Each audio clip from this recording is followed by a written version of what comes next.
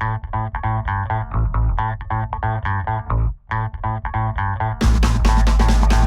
right, hello everybody. Hello. Thanks for coming this morning.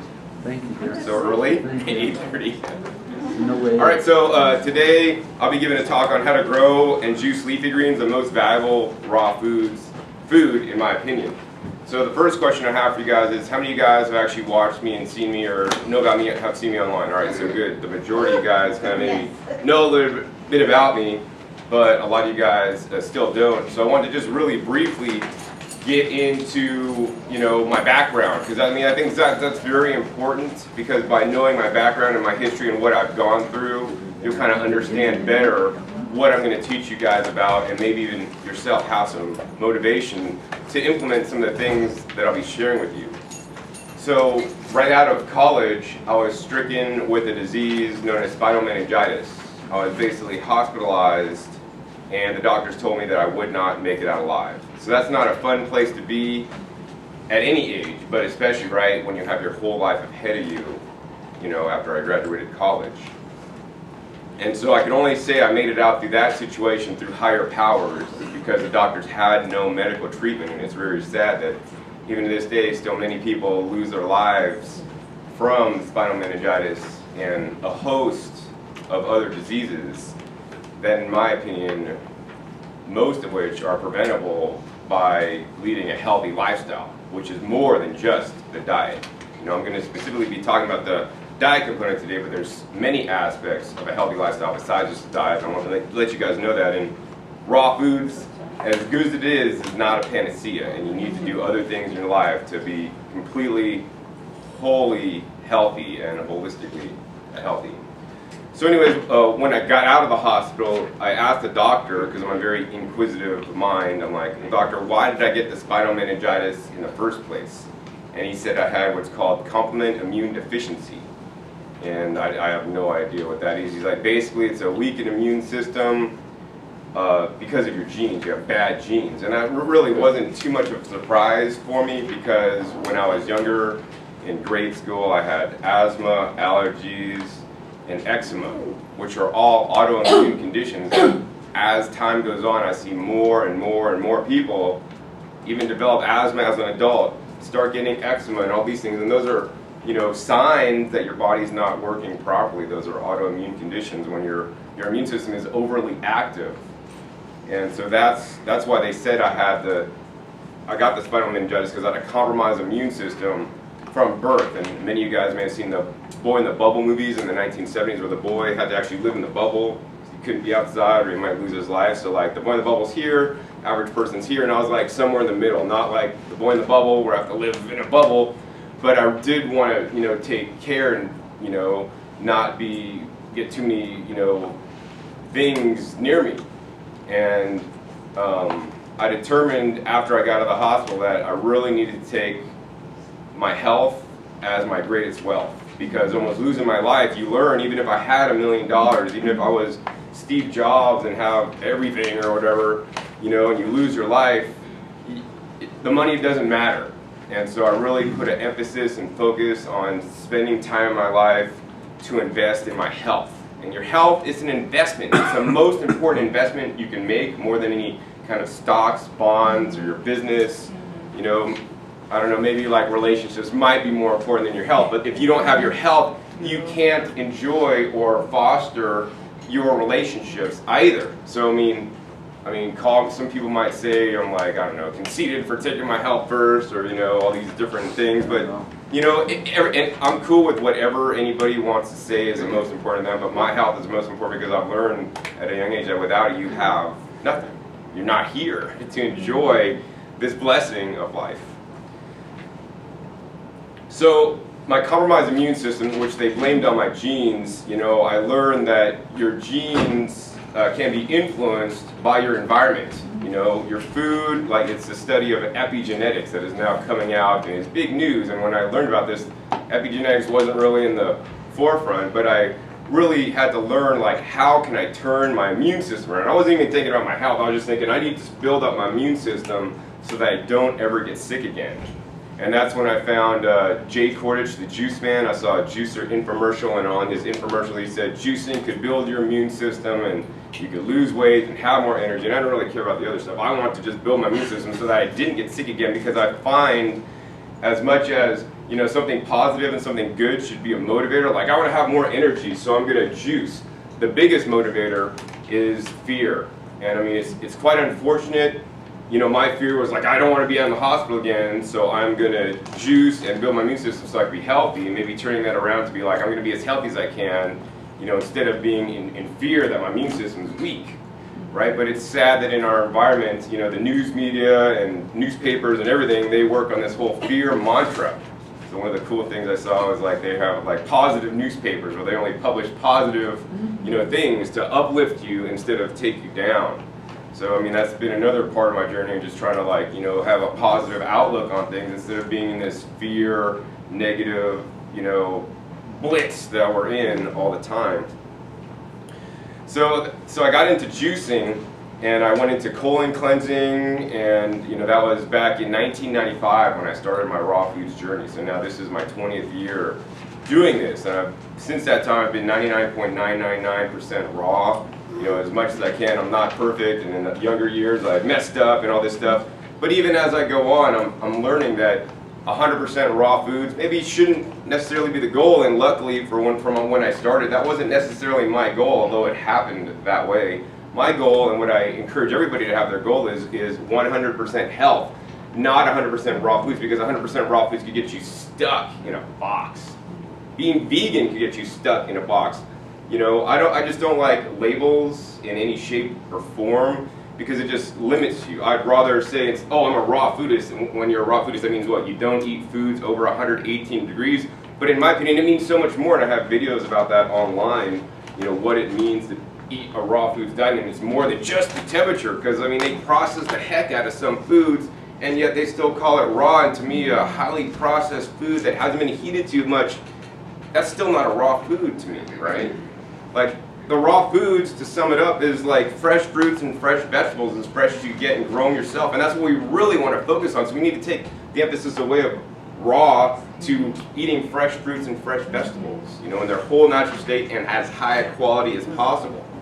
And so my journey through the last 20 years have taken me from like an Ann Wigmore green style diet to a natural hygiene diet, and just always changing up what I'm doing until where I am today, which is I try to bring the best of what I've learned and kind of take the best of all the worlds and bring it into mine, because there's people here that say, white sugar is better than eating fruits, which like to me is asinine. I don't know how anybody could say a processed food is better than a food, a whole fruit, because it's the fructose, MC fructose, it's evil. I mean, I don't, all this, it just doesn't make any sense, and people get confused, and there's so much misinformation, even at this event, unfortunately, And so like I always want to encourage you guys, whole foods is always better than processed foods. Right, and then there's like people saying that like fruits are bad because of the sugar content, and I mean, we need to eat fruits and vegetables. Those are the best foods on the planet, and I'd rather eat fresh fruits instead of olive oil like any day of the week. And what we really need to find in this whole community is a balance, right? And as much as I respect people saying that fruit's bad, it's also better than most other things that you would eat. So if like fruit's bad, so then you go out and have a cheeseburger. No, that doesn't make sense, right? We need to start thinking for ourselves and think logically, like what makes sense. Like fruit's better than some vegan pasta, in my opinion, because it has phytochemicals and phytonutrients, antioxidants, and these are the things that protect us and keep us young. It's like the phytochemicals and phytonutrients are really undermined. They're not really talked about. We're all focused on like macronutrients. It's all about the carbs, man. You gotta carb the F up. You gotta eat, high fat diet. You gotta eat, carbs, starch, carbs. You gotta eat, carbohydrates, fats and proteins. No, it's the protein, man. Don't eat any carbs. Eat all the protein, a high protein meat-based diet. No. And it's not even about the macronutrients. We've all been too much focused for the last, however long the news media has been reporting on all this stuff. It's macronutrients. It's really about the micronutrients, and the phytochemicals and phytonutrients is what our body really is needing. I mean, standard American people eat high carbohydrate foods, high protein foods, high fat foods, but they're starving from the inside. I mean, people are large, but just because you're large doesn't mean you're getting the proper nutrition. Your body's trying to hold on to everything it gets because it's starving from the inside, and we're not getting, especially the trace minerals, as I'll talk about in my talk, we're not getting phytochemicals and phytonutrients, which are the things that actually fight cancers, fight diseases in our bodies. And that's what I've, as of late, really tried to ramp up in my diet. I try to ramp up the phytonutrients, phytochemicals, and actually reduce the amount of calories I'm eating, because the only thing that's really proven longevity, is, when you eat less food. So, if you grow green beans in your garden under right conditions, your green beans could have 50% more protein, but as well as 50% more protein, you could have 50%, more trace minerals, certain minerals, and phytochemicals and phytonutrients, right? Compared to store-bought stuff. So we can get more nutrients by eating less when we have high-quality food, and the food system, unfortunately, is not providing that, and that's something that I've really learned. It really makes me sad, and so I've had to just start growing my own food. And that's one of the main reasons why I grow my food, to have the highest quality food, so that I could be the highest quality person, so I could be the healthiest and not end up back in the hospital again. And that's pretty much my whole journey. So now I want to get into some more of the specifics about it. My diet today is I eat, primarily fresh fruits and fresh vegetables, whether they're juiced or blended. And I eat a handful of nuts or seeds a day, so it's a really nutrient-packed, nutrient-rich diet with some nuts and seeds in the evening, because they are also whole nuts and seeds are very nutritious. And in addition, when eating fats with some of that high antioxidant foods, it slows down the absorption of the phytochemicals and phytonutrients, so you can get a greater uptake. So one of my favorite recipes, and especially if you live here in the desert, like I do, is you can make cactus fruit juice. So cactus fruits are an amazing food. There's actually some growing out there. I don't think they're quite ripe yet. And they're like the #1 antioxidant fruit. And they're like dark pigmented, the purple ones. They're amazing. And they already have good antioxidants in there. And by juicing them, you can take out the seeds, and you're going to take off the spines and the outside, because actually one of the events in Sedona, I actually found cactus fruits, and this is my younger years, and this is how I learned. I picked a whole bunch of cactus fruits. I didn't have a bag with me, so I rolled up my shirt, put it in my shirt, brought them back to my hotel room. That shirt was trash. I think it's in some bag in my house. I can't even use it because there's just so many spines. And I threw them all in a blender with some water, blended it up, and then I put it through a strainer to strain it out and drank it. And I drank 32 ounces, yeah, I got wild raw food, this is the best stuff ever. And then my friend Kailash Niels, some people might know Kailash, he was traveling with me, staying with me. I'm like, here Kailash, try this, man, it's awesome. It's we're all wild food, and he drank that much. And then we went to the event here in Sedona. It was living away, the one by Happy Oasis that put on. And then I was just vomiting. I swear to God, within a half hour of drinking that, I was on the toilet, #2, and it was liquid, purple, dark. I'm like, oh my God, that's the best cleanse I've ever had! 30 minutes, it cleaned my system out! And then the other thing was, stuff was coming up the other side. I'm like, oh my God, that was so toxic. The best wild food was really bad. And then that day, I saw some of my friends at the event, and actually it was some hotel, maybe the Radisson in town here, and I just went down by the little lake thing and just lied down and slept all day. And it was good for nothing, man, because it's there's some kind of, I think it was either a bird dropping contamination, on there, because birds hang out there, or it was there's toxins in the spines. I still haven't figured that one out, but nowadays I try to wash the cactus fruit and then definitely cut off the outside and minimize the contamination. Since then, I have not been sick. So yeah, don't just think you're cool and you're gonna blend it all, because that's how I learned, so I just do stuff, and then okay, I can share this with other people. It was a terrible situation at the time, but now I laugh about it and it's fun. But yeah, so then the point was, I mixed my coconut milk that I make fresh. I take a coconut, I blend up the water and the meat in a blender, and then I actually pour the mixture the mature coconut meat with the coconut water through the blender as I juice cactus fruits. So this extracts the cactus fruit juice in a coconut milk, which adds some fat. So number one, it tastes good because you got the sugar and the fat. And number two, it slows down the digestion, so I'm satisfied longer. I don't need to eat, in a half hour. I'm good for a couple hours because it's digesting slower, and then I'm getting a greater uptake of the phytochemicals and phytonutrients. So that's like what I would do for breakfast. So I actually have cactus fruits and coconut here, so I could actually do that exact recipe. So yeah, it's all about kind of bringing in the nutrients and being able to uptake them, absorb them better. So we won't even talk about like cleansing and colon cleansing and getting your digestive system back in order, because after 20, 40, 50 years of eating the wrong foods, a lot of people's digestive systems are messed up. We're not here to talk about that today because I could just keep going. But what we are here to talk about today are growing your own greens. So my YouTube channel is all called Growing Your Greens, and I did that for a very specific reason, because after my many years of a raw foods diet, I've determined that the leafy greens are the most underutilized food on the planet. And by somebody just eating more leafy greens, even if they're not even going to change their diet, just by including more of the leafy greens, they will be healthier. And my YouTube gardening channel was just not started for people into raw foods or being somebody already vegan or plant-based. It just started for the average American who wanted to get into growing their own food, because that is a whole movement unto itself, like the whole urban farming movement and taking the power back to grow your own real heirloom foods.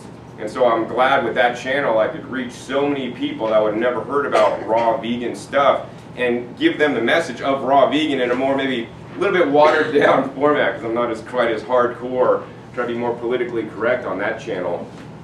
Where I just advocate eating more plant foods and more stuff out of your garden and getting rid of all the processed crap. So the greens are the easiest thing you can grow, because think about it, if you planted a tomato plant, you could plant a tomato plant and the greens come off, it has lots of leaves and stuff, and many people think that tomato leaves are poisonous, but actually there's some research coming out that actually they are edible. I wouldn't be juicing them, but you could eat a few leaves and it's not going to be as toxic as they said. It's not really poisonous, right? And there's nutrients in there that may be helpful. So if you're going to eat a leaf, eat like one tomato leaf that you fresh pick so it's not sprayed in your salad, and I don't really have a problem with that. Now if you start juicing them, there's toxins in every green out in the world, including kale, which actually I'll talk about some shocking information. Yeah, so it's just about the amount of poison is in the dose, right? So I think, and that's one of the reasons I'll talk about and get into like eating a wide variety of foods and not ever too much of one food. As good as kale is, some people have kale smoothies every single day. Kale's the #1 vegetable or whatever. We need to rotate the foods, but we'll get into that later. But yeah, so growing your own greens is the most important thing that an average American can do. So that's what I teach online now. And a lot of people don't have even a small yard to grow food in anymore. And so I teach ways that people could grow food without a yard, even if they live in an apartment in the middle of New York City, even if they live, here in, Phoenix or Sedona without land space. Two of the easiest things you guys can grow are the sprouts and the microgreens. So the sprouting, you're growing your own food when you're sprouting. You're buying seeds, you're germinating them, and they are a living plant.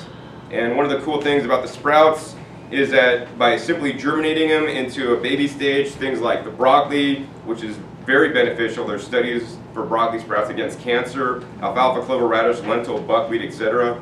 They are 10 to 100 times more enzymatically rich than mature plants. So next time you go for an enzyme supplement, which I think can be also beneficial in a raw foods diet, maybe you should just grow your own sprouts and eat them, because they're very enzymatically rich. Victorious Kulvinsky talks about that all the time. Since I started hearing him talk 20 years ago, the enzymatic activity of sprouts are out of this world, as well as the nutrition, as well as the vibrancy or life force. And that's something also that I'm very into and that is missing in the foods today, is the life force, the prana, the chi, the biophotons, whatever you want to call it. That's super important to eat high vibrancy, high life force food, because the food, let me tell you, that you're getting at the grocery store, which I have a whole other section on, is not as vibrant as it could be, because it could be up to 6 months old. Even the fresh produce, yes, up to 6 months old in some instances, which is insane, and people just simply do not know this. So yeah, you got to grow your own food. growing sprouts. You can grow sprouts in jars, in sprout bags. I have a device called the Easy Sprout. You could go to a place called handypantry.com, and they have whole kits with all the seeds and organic seeds you need. If you want to get a discount, you have to call them, and you could ask for the GYG discount. I worked with them on a project, and they gave my viewers a special discount. So I like them a lot for all the different items they sell. And I want to encourage you guys to grow a variety. Don't just like, oh, lentil sprouts are good, I'm going to do that. And only stick to the sprouts or the seeds that they have online, because I had a friend once that like tried to sprout kidney beans. Oh yeah, sprouting's good, man, I'm going to sprout kidney beans.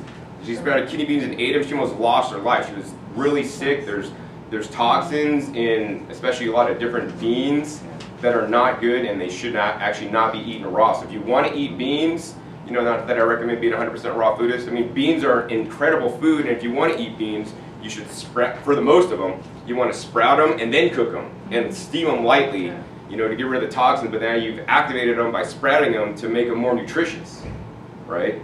But if you want, there are certain beans like adzuki, lentils, mung beans that can be sprouted and eaten, but otherwise be very careful, especially on the beans.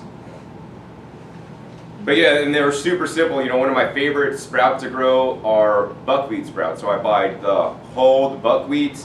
I literally just soak them in water, and you know, for buckwheat, you just need to soak them in some like hot water out of your tap that's filtered for like a half hour or an hour max.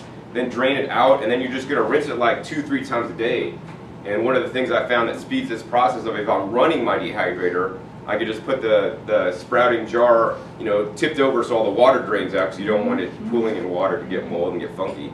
The heat actually causes them to sprout faster. Or if you live in the sun outside, you don't want to put them in the outside in the direct sun, but you can put them where it's a bit warm. And that's going to increase the time, or decrease the time to sprout them. So I sprouted like buckwheat within like a day, day and a half, to have little tails on them so that I could use them in my meal, and then I'm eating more, you know, alive, vibrant, biogenic foods, which is very important because, you know, it's all about energy, and the live foods compared to raw foods have more energy. So as much as I like sprouting, what I like more is actually called microgreens. So many people have eaten microgreens. Hopefully, oh man, only a good handful of people in here, almost half. But microgreens is a food that really needs to be eaten, and the unfortunate thing is, it's number one, if you go to buy them, they're hard to find. And number two, they're actually very expensive. For like 1 ounce of microgreens, it could be like $4. That's insane. You could buy like a whole head of kale for $4. But to grow them literally cost you pennies. And the reason why the microgreens are so valuable is because they are 4 to 40 times more nutritious in certain nutrients than the big, large vegetables. And you could grow them in, you know, your apartment, in your kitchen. You know, you could just grow them on a table. You could have a shelf. You could get a special rack with some lighting. You know, they're super simple, and anybody can do it. And there's so many different kinds of microgreens that you can grow. You know, they have things like the cilantro microgreens, and the flavors are so intense. Like baby cilantro microgreens, it's like just a little bit, it's like, wow, man, that's really flavorful. We've really kind of lost what real food should taste like, because we're used to buying the stuff from the store that has been, you know, maybe picked too early, picked too late, put on a truck, cooled, and then it gets there, and then it's 2 weeks old, and then you eat it, and it's like, this doesn't taste like cilantro, it tastes like nothing. I mean, I've bought cilantro so many times and it just tastes like nothing. Like, no, I know what cilantro should taste like. I picked it out of my garden and grew it, and fresh, and you could get that same flavors in the microgreens because they're living and they're growing, and you don't like harvest the microgreens and put them in your fridge and then take out your fridge and eat them. When you need the microgreens or the sprouts, you just harvest them and eat them right then and there. They're still living. They haven't ever been put in the refrigerator. You know, they're as live as possible. And that's something, you know, aside from making juices and drinking it right after you make it, you know, to have the highest level of nutrition, I want to encourage you guys to pick and eat your foods, you know, have a minimal time between the time you pick and the time you eat it. You know, so don't go out and pick your peaches early. Wait till they're fully ripe and then pick them and then eat them. And like the optimal situation was you'd have your own farm or garden. This is what I aspire to. I have all my own vegetables, but I'll have a fruit orchard one day where I have, you know, hundreds of fruit trees, And when I'm hungry, I don't like go into my fridge and pick the fruit. I go out to the trees and whatever's dropping on the ground, whatever the ripeness is, I just go out there and just eat fruit until I'm happy, until I'm full, and then go amongst my work, right? And that's how we really should live, and that's how we would live in nature. We wouldn't live with delivery trucks, we wouldn't live with grocery stores, you know, we wouldn't even live with farmers markets as much as I like to support them, because at least they're better than the grocery store, the whole paycheck, or, you know, whatever. But yeah, the microgreens, super nutritious. The best ones to grow, they have done studies on this, USDA published this: red cabbage, cilantro, garnet, amaranth, and green daikon radish. If you do have my handout, this is listed on my handout.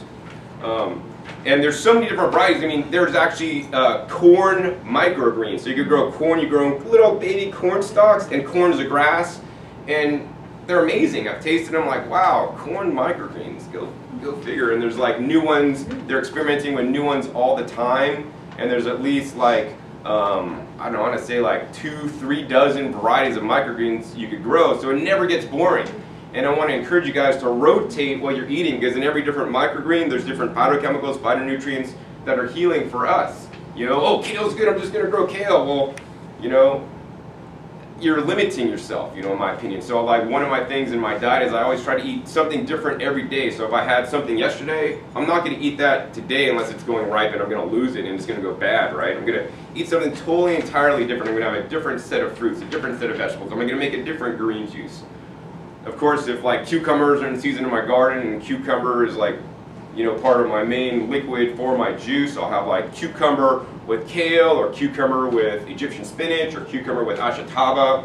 You know, I'll always try to at least rotate, even if I'm eating some of the similar things, I'm still eating plenty of different things every day. And then JohnnySeeds.com, so it's Johnny Select Seeds. They have an awesome seed catalog. So if you're interested in growing microgreens, or you're just a farmer, you know, vegetable gardener, you want to go to JohnnySeeds.com and request their catalog. Their paper catalog, their online catalog doesn't do justice, because when you get their paper catalog, it's full of information. It also has pictures of all the different seeds for vegetables you could grow outside, but also it has a nice spread, really nice spread of microgreens, where you actually open up the catalog and you can see the pictures of each microgreen and how it looks. And it talks about, you know, there's easy microgreens to grow, harder ones to grow. There's one that takes, you know, maybe 10 days. There's ones that take like, you know, 3 weeks. And I would encourage everybody, if you're going to start growing microgreens, start out with the easy microgreens to grow. So like radishes, they're actually also cheap seeds. Radishes are cheap seeds, and they're the ones that grow the fastest and are the easiest, right? Before you get into some of the maybe more ones that take a little more time, like the cilantro and the basil, that can be more challenging. And there's different ways to grow microgreens. You could grow them in like just a little tray with like a little plastic mat, you know, which I don't really like too much. They also have a mat that's made out of the hemp fiber. They also have a mat made out of the canaf fiber. And so that's one way to do it. Those mats, the plastic ones have to be thrown out. The other ones can be composted. But the other way to grow them are actually in some soil or some coconut coir, which is basically the outer husk of the coconut, which is a renewable medium, grow medium, because a coconut tree will produce maybe like 100 to 120 nuts a year. We eat the inside of the coconut, so we drink the water, we eat the coconut meat, and then it just has this, all the outside that you can now actually grow your sprouts and microgreens in. Can I sit down? Yeah, sure. Sorry. Oh yeah. John, do you have any more handouts, or are you out? Yeah, right here. I like one. Could you give that discount again? What was it, G, what? Yeah, so it's on the handout. It says you want to call them up. That's for growingmicrogreens.com. That's also the handy pantry. That's their website for selling the microgreen seeds, and they have nice kits. So like $100 will get you a nice kit and set you up with really easy to follow directions. I'll have a video coming out with their kit. I also have a video online already of how to grow microgreens step by step. Probably one of the main things for growing microgreens is you want to pH balance your water. It's very important. You know, the microgreens, they like, I think, more of an acid style water.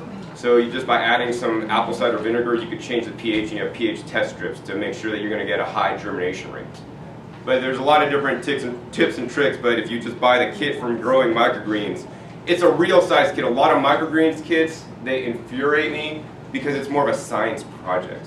Some of the microgreen kits are like, oh yeah, you could have like one bite of microgreens. Like, I want people to like grow microgreens on a consistent basis and have like one whole tray a day they could harvest, whether they want to juice it, whether they want to blend it, or just eat it in a salad, or even add it to their sandwiches if they're not raw, you know.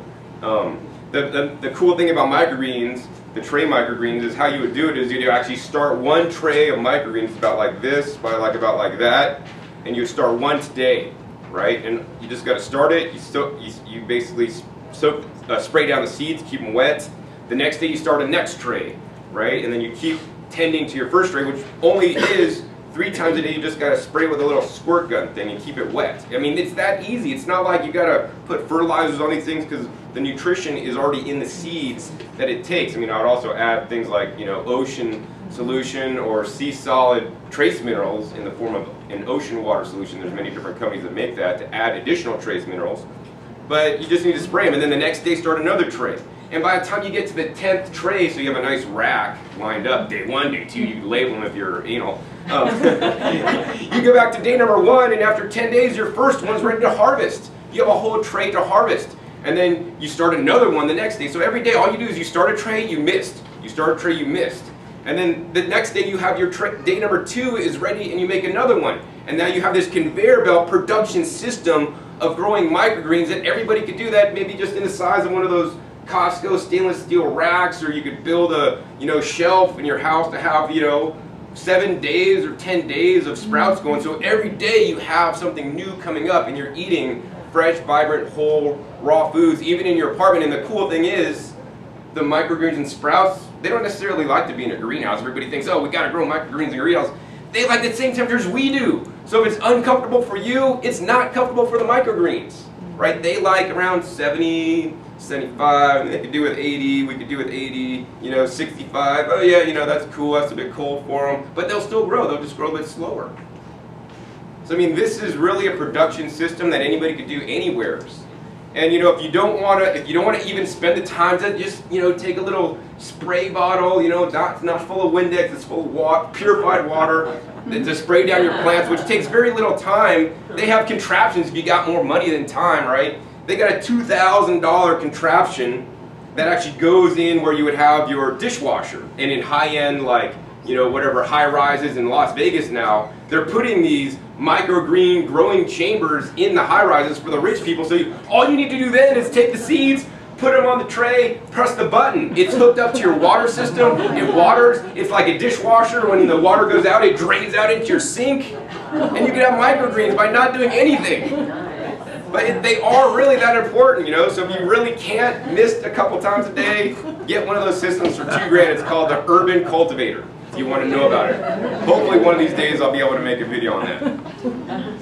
And then they also have contraptions to grow your own sprouts and microgreens indoors, like the Fresh Life Sprouter or the Easy Green Sprouter.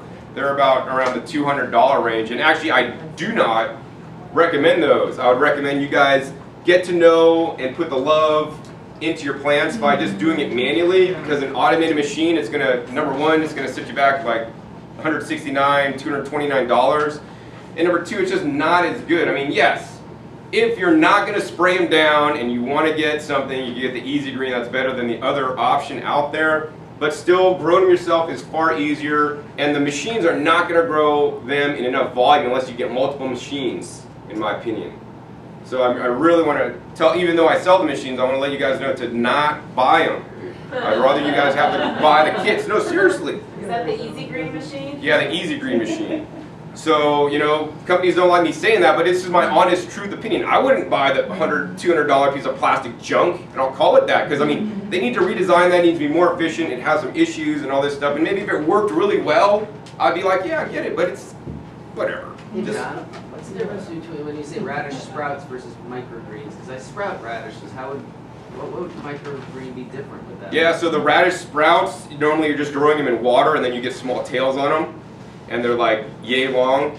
And so the radish microgreens are maybe like, instead of like being 3-4 days old, like when you harvest your sprouts, the microgreens have grown for like 7 to 10 days. And then you put them under some lights, and then they're about this tall. So they're little baby plants, and when you put them under the lights, they photosynthesize more, so they get taken more, you know, chlorophyll and nutrients. So the nutrients, you know, expand, you know, increase. So yeah, I mean, they're both good. Do both. That's the best. So do you grow microgreens under lights the whole time, or just at the end? Or? Just at the end. Yeah, so they're in darkness because you basically hydrate the seeds. You put them in darkness, and then when they're in darkness, you know, their goal is to reach for the light. Reach for the light. So they grow up, trying to reach for the light, and then when they're tall enough, then you take the cover off, which is basically just the bottom, the tray you're growing it in. You just put another tray on top to cover them, and then you take it off the last couple days to you know, photosynthesize, and that's when they green up, and that's when they get really vibrant and fill out, and then you harvest them. Are any of those trays made in stainless steel or glass if you don't like using plastic? That's a really good question. So unfortunately, all the trays are made out of a plastic at this time, but you don't need to buy their trays. Anything. Use your dishes. You could use your dishes. You could get some Pyrex, you know, long baking containers and use those. Anything that holds water will grow microgreens. You could fabricate your own stainless steel if you know how to do that. I mean, that's probably expensive, you know. Yeah, so just be creative. Right. All right, yeah, so the microgreens, super important, very simple, anybody could do. Hopefully you guys got that. Sprouting microgreens, number one. Number two, I like to grow outdoors. So, you know, if you're home all the time, you know, and you're not traveling a bunch like I am, you could do the microgreens because you're there to take care of them every day. And my garden outside, you know, I'm not there to take care of it every day, you know, at least twice a month, usually maybe 2 weeks a month, I'm traveling. But I've set up my garden so that even if I'm not there, it's growing. And when I first set up my Vegas garden, it was my second vacation home, and I would just show up like once a month. And so I'd have it grow for 30 days without me showing up. And everything would be fine provided that you got your systems and it dialed in properly. So, you know, it's a little bit more hands-off, but maybe not as nutritionally dense as microgreens and sprouts, but still it's far better than anything money can buy. And setting up an outdoor garden is super simple, super easy. I use this method called the square foot gardening method by Mel Bartholomew, and he has a really easy book on it. And it's super simple, super easy. He breaks everything down on how you could grow large volumes of food in just a 4-foot by 4-foot space. Now, if you want to do more, you could do a 4-foot by 8-foot or 4-foot by 12-foot, 4-foot by 30-foot, you know, and I just made the beds, the 4-foot wide beds to fill my backyard or fill my front yard, you know, and some of my beds are like 30 feet long, 40 feet long, a lot of them are 16 feet long, and I use his methodology. And basically it's just a few things. His basic method for soil, which, you know, I don't know that I'd duplicate now, I would improve on it, but he uses a mixture of 1/3 compost, 1/3 peat moss or coconut coir, and 1/3 of vermiculite. So you add all these ingredients together, mix it up, and then you fill your raised beds with that. Now besides those things, you know, I would probably increase the amount of compost, decrease the other two, and then I would also add other nutrients, you know, that I'll be talking about tomorrow in my talk at 9 a.m., but I would add things like the rock dust, trace minerals, I would add, you know, a good quality worm casting, such as the Worm Gold Plus worm castings, you know, and then I also add a lot of other organic nutrients, maybe like kelp meal, add some zeolites. Also, I like some organic fertilizers called John and Bob's fertilizers, and those are some of the main things I like to add, you know, but really we need to bring back fertility to our land. And as you guys mentioned, I didn't say just like start a garden, just grow up and dig up the ground wherever you live, because the problem with that is, you know, you don't know, number one, what's been sprayed out there, because you all probably live in residential houses that you probably haven't owned from the time it was made, and they probably sprayed Roundup or other crap, number one. And number two, you don't know the quality of the soil, right? And that's what farmers do. They just come in and they just grow in the land that they've been living in. If it was the Midwest, you know, about 100 years ago, it was really fertile. But nowadays, since they've grown crops and crops, and when you grow a crop, and, you know, it pulls nutrients out of the ground, and then you take those nutrients away off-site to sell and get rid of them. And when you do that, you're mining nutrients out of the ground, and when they try to replace the nutrients that they've taken out of the ground artificially with some bagged fertilizer, you know, they're not putting all the nutrients, you know, that were originally taken out with the bagged fertilizer, be it a synthetic chemical fertilizer, or be it even organic fertilizers and manure products, right? There's a whole host of things in the ground that are no longer there when you're isolating nutrients and not replenishing them in the way nature would do it. And that's one of the things I've tried to model in my life, right? One of the things is I like to teach people is a principle of good, better, best, right? So is far, like my brother, for example, this is a good example. Like he knows I eat all raw, live fruits and vegetables, and I have a garden, and I get copious amounts of produce and have so much excess sometimes. I'm like, Jim, come over and just take my produce and eat it, and he'll eat some. But he's still in the whole regular standard American mindset. So at least I've gotten him, you know, better than going to McDonald's or Del Taco is Chipotle. You know, so at least he's like, okay, I know Chipotle is a better option. At least they're non-GMO, and I encourage him to get the vegetable ones instead of the ones with meat. And that's far better than, you know, more highly processed McDonald's. So that's like my good, better, best. You know, it might be best to eat 100% fruits and vegetables, you know, high nutrient density foods. But even if you're not going to do that, if you just eat meat once a month or once a week in a small portion, I don't think that's a problem as long as you're eating plenty of fresh fruits and vegetables to compensate that, you know. And I'm not going to tell anybody to go 100% vegan and all this crazy stuff, but eat more fruits and vegetables is my main message. So good, better, best is something I like to talk about. The other thing I like to talk about is CANI, principle of CANI. C-A-N-I means constant and never-ending improvement. So this is a principle that a businessman named Deming brought over to the Japanese after we bombed them in the World War, and that's why cars like Toyotas and Hondas and Sony products used to be very high quality.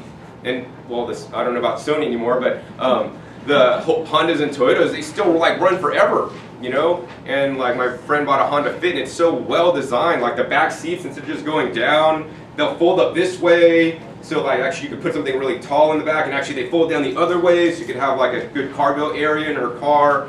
And they always, even if they think the quality is good, they know they can always do it better. And I want to encourage you guys, no matter where you are in your life's journey, you know, whether that's with your diet, with your relationships, always try to make things even just that much better. Because if you make something that much better, you know, each day, by the end of the year, it's a lot better, right? And if you're not improving, you know, then you're just degrading and degenerating, in my opinion, right? So always try to improve, and that's something that I've gone by. So I'm always working on adding different things in my soil to always improve it. Oh, another thing that's very important for the soil is the compost tea. But once again, I'll be getting into detail in tomorrow's talk at 9 a.m. Down in the room across the parking lot. So yeah, and then literally you want to just make the soil, make a good soil mix, and then plant the seeds or plant the little baby plants. So if you're new into gardening, I highly encourage you guys to just go buy little baby plant starts, because healthy baby plant starts that you buy, you know, you're going to have a higher probability of success. And I want people to be successful in their gardening efforts, because so many people think they got brown thumbs, black thumbs, and basically the whole thing is plants know what to do. If you get into the bed with the person of the opposite sex, or the same sex if you're into that, you know what to do, right? You don't need to be told this stuff. And if you put a plant in the ground that has good soil, it gets proper amount of water, it knows what to do, it just grows. So you really don't even have to be involved with the whole process of growing food, as long as you set up systems properly and have them water automatically with an automatic irrigation system, especially here in the desert. That's very critical, because I mean, as much as like hand watering is cool and you like to hand water and get out and commune with your plants and hand water, you know, especially in the desert in the heat of the day for vegetables, you need to hand water. I just visited my friend Jake Mace, who's a vegan for a long time, and he's like hand watering still. And it's no surprise that his fruit trees and his edible trees are doing great, because they could go without water for a day or two, because there's stores and he's using wood chips and all this kind of stuff. But his vegetable garden is like pretty much non-existent, because they require more care. So if you do have land and you don't want to do as much outside, at least minimally grow fruit trees, because they're more, you know, tolerant of not watering and all this kind of stuff. But if you're not going to be able to be at your garden, set up an automatic irrigation system. So hopefully I can convey the message to him to get the irrigation system up as soon as possible for his trees, but also his vegetables, because he's just traveled from Hawaii and came back, and his friend didn't come over and water and all this stuff. But you want to set up sustainable systems, so that's how I'm able to travel so much, and I've set up the systems properly so that I know my plants are being watered every day, you know, at specified times that I specified. And even cooler now, like I got an iPhone, but this iPhone is actually, I do not have cell service on it. It's always in airplane mode, so it's not going to radiate me with cell phone energy. But on my Wi-Fi, I could just use this as like a little tablet, and I could log into my Wi-Fi aqua timers at my homes, and I could water them. I could see the weather at my place. So I could water from right here my gardens if I wanted to. And so there's, I mean, you don't have to get anything like that, but if you want to and have full control, you could know what's going on by having access to these amazing technologies these days, you know, to keep up to date on it.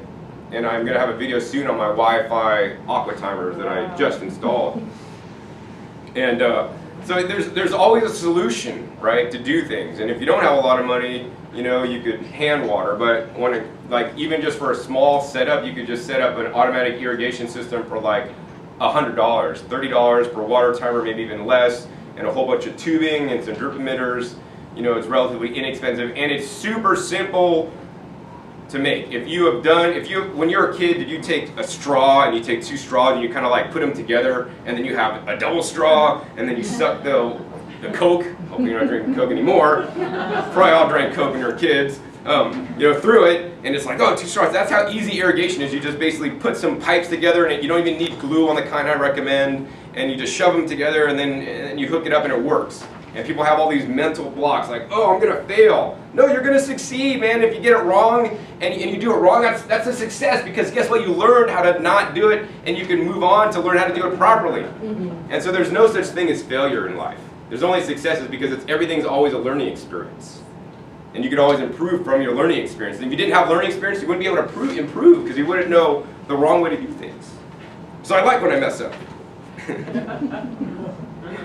So yeah, set up an irrigation system. Yeah, the most important is infrastructure, so setting up systems properly, and the soil. And then you simply just harvest your food. So I could go back to my California garden any day of the year, and because, you know, when I go there, things are always growing, or go back to my Las Vegas garden, I always have food growing, because I've set up systems, planted the right plants at the right time of year, and I'm just harvesting stuff.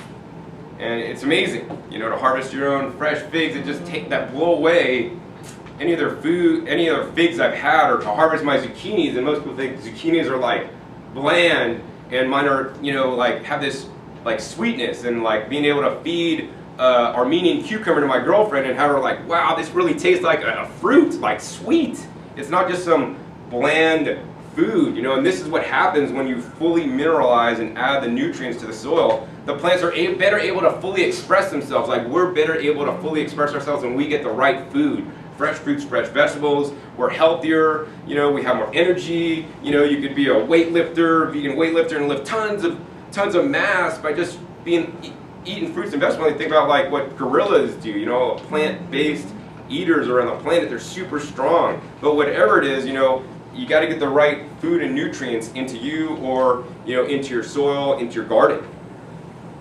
So actually, let's talk about that next. Let's talk about increasing the quality and diversity of fruits and vegetables you eat.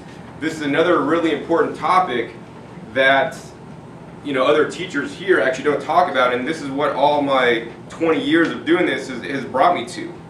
So, you know, the differences between store-bought and homegrown, and this is huge. People think they go into a grocery store, Whole Foods, you know, Safeway, whatever it is, and they go to the produce section, they're like, wow, there's like over 200 varieties of different produce items that I can't eat. And they think it's like abundance, because especially the produce section, some of them are quite huge. But really, 200 items in the scope of what nature provides in the world is just a scant bit of all the varieties. When you go buy garlic in the grocery store, it's simply labeled garlic.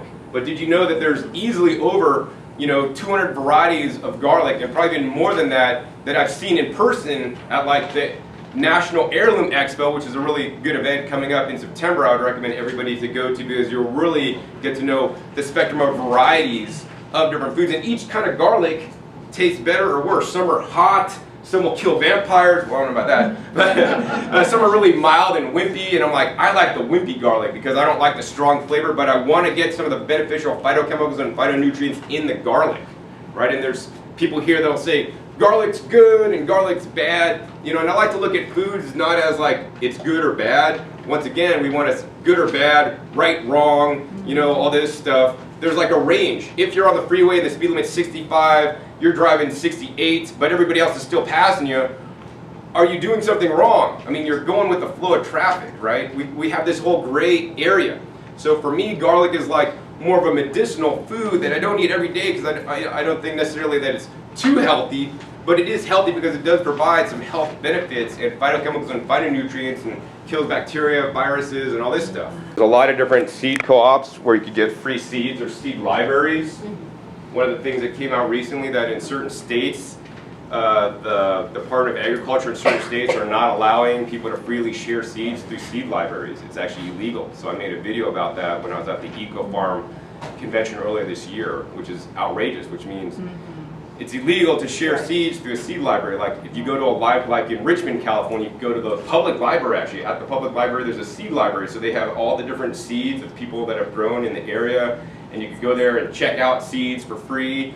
And then at the end of the season, you're supposed to, you know, let your plants go to seed and bring some seeds back and make a deposit. And so this way everybody, even low-income areas or whatever, could grow food because it is so important, and we're preserving the genetic diversity of these specialized crops, and the crops naturalize to the area that you're growing them. And it's quite sad that in some states it's actually illegal to do this, to just share seeds. I mean, the laws are insanity because, I mean, they're just written by powerful corporations that have money that make the rules, you know. And there's a whole other bill going through, like past the House, it's going into the Senate right now, that's going to basically not allow GMO labeling, which is like completely insane, but you know, I'm not going to really get into that. But the thing you could do the most to prevent this is to take a stand in your own life, is to take responsibility. As you guys are here, I respect that highly because you guys are here probably because, you know, your health, you want to be a better person. And, you know, besides taking responsibility for yourself, take responsibility of yourself and your health, but for the food you're eating, and produce at least a small part of it by sprouting, by microgreens, or by growing a garden. Another reason for the difference between store-bought and homegrown is lacking in flavor and nutrition. So one of the things people don't realize is when something doesn't taste good, like I bought like peaches at the store, organic, and like if you've never had really good peaches, you don't have a reference point to know what they should taste like, and the peaches in the store, they're just like they're like almost eating nothing. They taste like virtually nothing. There's a scant bit of flavor, but they virtually taste like nothing, and in some cases actually conventional peaches for some reason taste better than even the organic ones. You know, not that I would eat them because peaches are actually highly sprayed, but you know, I was able to go out when I was visiting Austin, Texas like last week. You know, I found an organic peach grower that grew peaches and some other crops, and I was able to go out there and harvest my own white peaches, and they're incredible. They were so delicious. And I'm like, these are good peaches, and then the ones at the store are not. And you know, when something tastes good, when something tastes better, it's more nutritious because the flavors are all made up of different phytochemicals and polyphenols and phytonutrients in the food. So that's an easy way to know if something's more nutritious. And we're getting all this food from the industrial agriculture system that, I mean, yeah, fruits and vegetables are still more nutritious than anything else you could eat, but they could be, you know, at least twice as good, if not better, by growing them yourself and at least getting them right. So for that reason, if you don't grow your food, I do encourage you to visit farmers markets, or at least they picked it hopefully that day. And that's one of the questions I like to ask farmers at farmers markets. When was this harvested? Because you want to have the minimum amount of time from the time of harvest to the time you're buying it to the time you're eating it. So yeah, the foods lack flavor and nutrition, 60% or less of certain nutrients, and this is due to soil, in my opinion, which is probably one of the main culprits because, you know, people are not putting in and adding back the minerals and nutrients back into the soil. I mean, a really easy example to follow was given to me once is this. So there's a nice rainforest. It's huge, it's growing these abundant large trees. Unfortunately, it gets chopped down to grow corn or soy for animal products, and animal products are one of the most, you know, environmental disasters of this last century, in my opinion. So for no other reason to save the planet is to eat less animals, also for your health. But they chop down the rainforest so they could grow corn and soy, or whatever other grain crop they're going to feed the cattle. And then the first year they pull off bushels and bushels, and they have like world record-breaking harvests because the soil is so fertile. And when they pull off bushels and bushels and pallets and truckloads, and then the next year they come back and then, yeah, it still grows, but not as much as the first year because all those plants are pulling things out of the soil. The next year they might come in with a pallet full of fertilizer. But meanwhile, they've pulled out tons of truckloads and truckloads of biomass. And they're putting this much fertilizer to put nutrients back in when they pulled out so much. And the land is never the same. It's never as productive unless you not only get into sustainable agriculture, which is sustainable just means staying the same. I don't want to be sustainable in my relationship. I don't want to be sustainable in my health. I want to excel or be regenerative at my relationship and in my health. I want to always become better. So that's why we need regenerative agriculture to not only keep it the same, but actually improve on what is there because the lands are in such a dismal state. So that's what I teach, like that you could do at home. It doesn't take big farmers on thousands of acres to do regenerative agriculture. You could do small agriculture on a small scale in your home. The next thing is I want to mention is certified organic produce in general, overall, is more nutritious than conventional agricultural grown products, but not always. Because even organic agriculture, what I really like to point out to people is organic agriculture states what you can't do. Oh, if you're growing organically, you can't spray Roundup. If you're growing organically, you can't do this. But organic agriculture says nothing as to what you should do to rebuild the ground, rebuild the soil, to put in trace minerals, to add beneficial microbes that actually break down the trace minerals to give the plants more vitality and more nutrition, right? And even organic agriculture could use non-organic manure products from feedlots to fertilize their crops. So if you're really true to being vegan and not supporting animal agriculture, when you're buying produce, you're still supporting the animal slavery industry by, getting a waste product. The waste of one industry is now the nutrition in another. And, so it's just outrageous what's happening. So then the other thing I want to really get into is there's a case in Marin County, California recently where some ladies were actually drinking kale smoothies every day because they know kale's so good for us, right? And then they would go into this holistic clinic because they weren't feeling well, and they have like a good diet and everything like that, and they're drinking kale smoothies every day. And basically what the doctor there figured out is that because they're drinking kale every day, kale is a bioaccumulator of certain heavy metals. And even this organic kale, that's certified organic, was containing too many of certain kinds of heavy metals that blocked certain systems in their body, so they had low energy and they weren't feeling well. And now, because they had organic kale, they're having to detox their body of heavy metals because the kale was grown on industrial farms or soil that was contaminated, right? So even something good is bad, and they were doing kale every day. So this is one reason why I recommend changing up every day what you're doing. Don't do kale every day because it could have heavy metal contamination if you didn't grow it.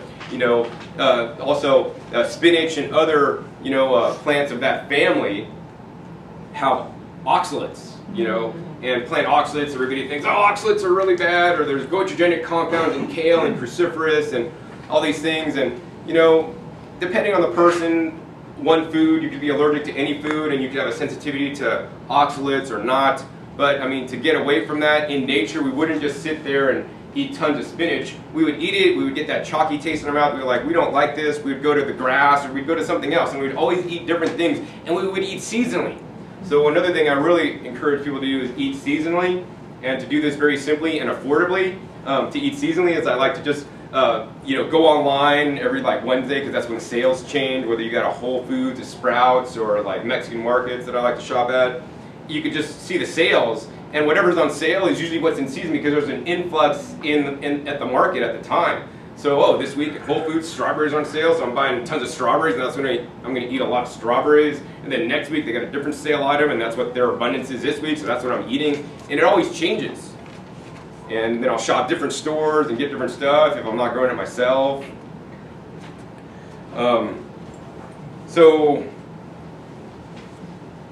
So let's see. So yeah, we want to make sure the soil is not contaminated. It has proper nutrition in there. and it's being grown in a healthful way, and you can't do that when somebody else is doing it for you, even if it is certified organic, because you know they're not even checking the heavy metal contamination on those minerals. So I'm going to have to speed up here a little bit.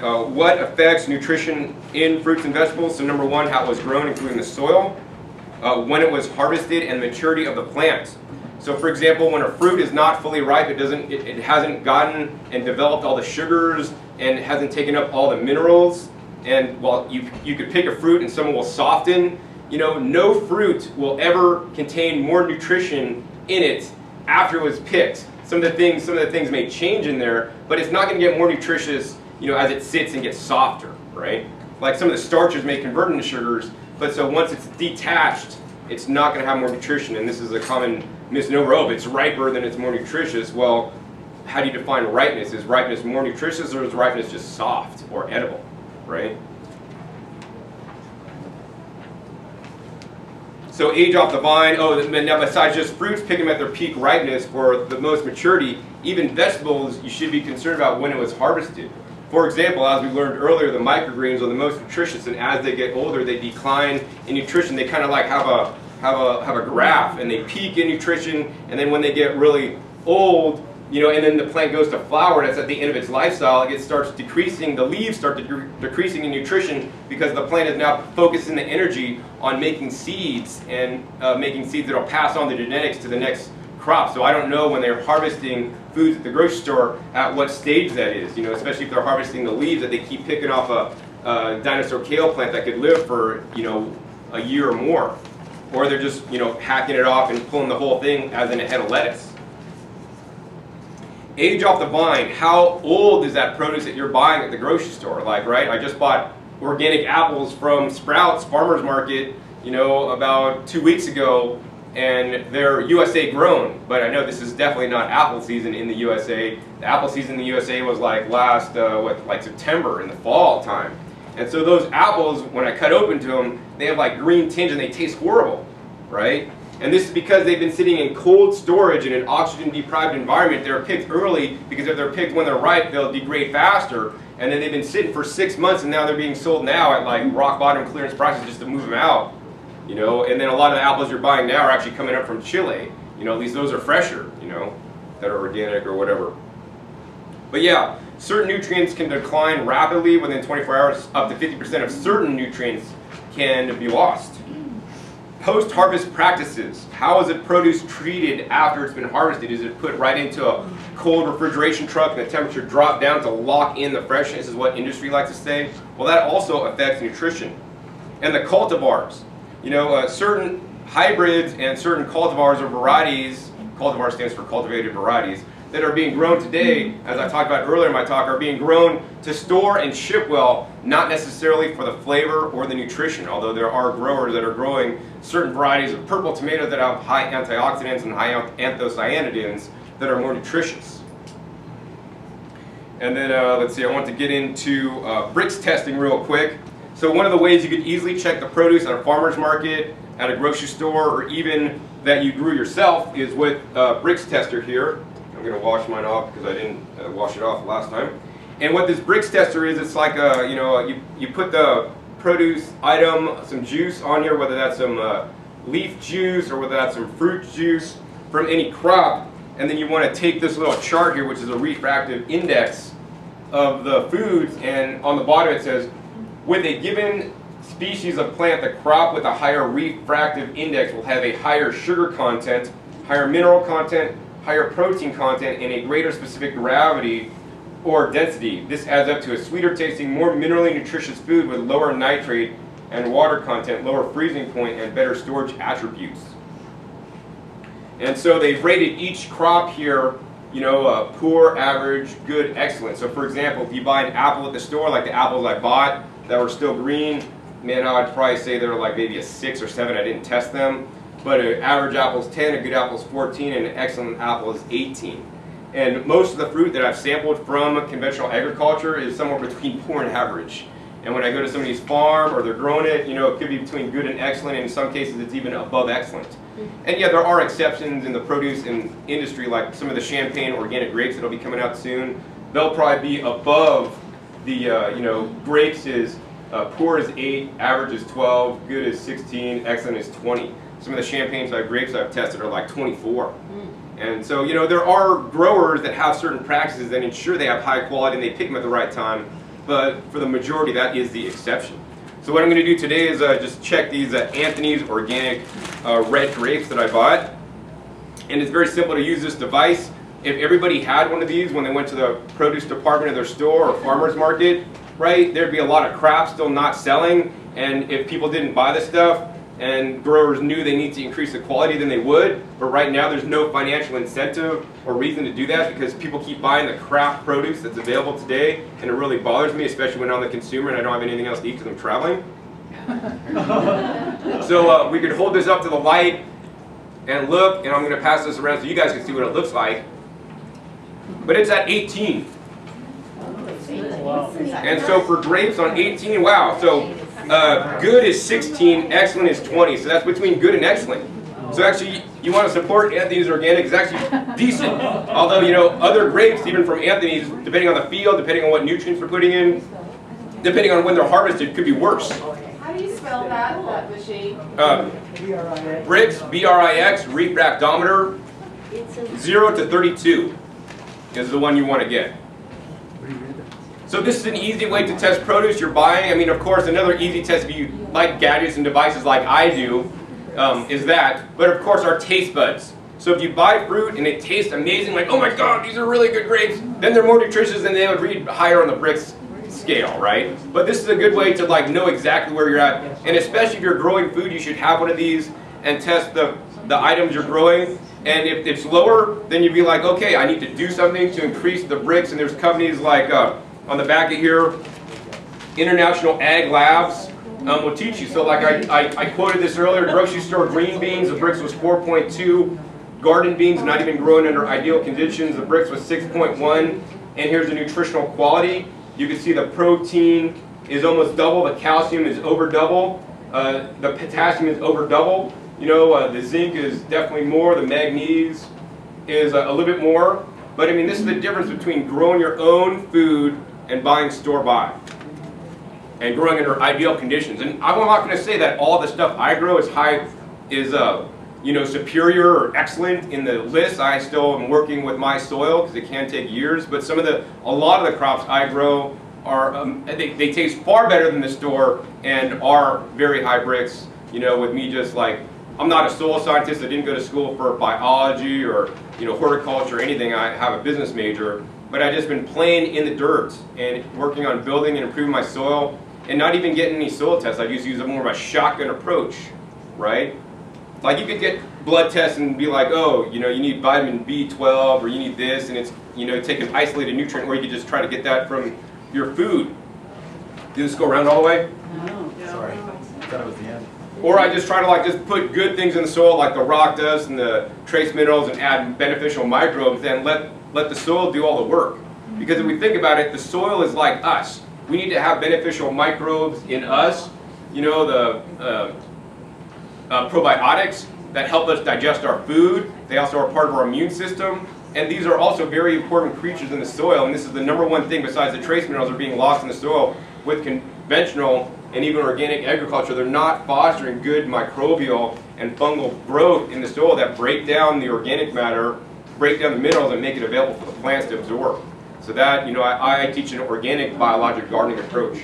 I tried to find all your stuff that you mentioned, your nutrients, and I couldn't find any of it, and I live in California, like your rock dust. Where did you get it at? Sure, so I do have videos on where you can mail order it. Oh, okay. At the end, I'll take some questions. I really kind of need to Right. blast through the rest. I'm out.